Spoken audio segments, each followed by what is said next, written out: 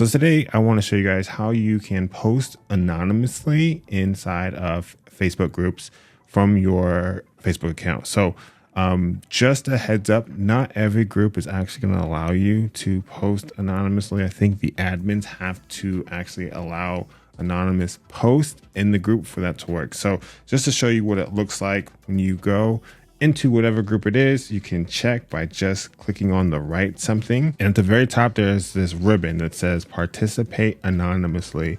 And if I toggle this on, what happens is it tells me that this is going to be an anonymous post, except for the admins, the moderators, and Facebook systems will be able to see who's posting. So nobody in the group will be able to see who's posted, which is cool, which is interesting. I hit got it. So now if I were to write a post, it's going to submit an anonymous post.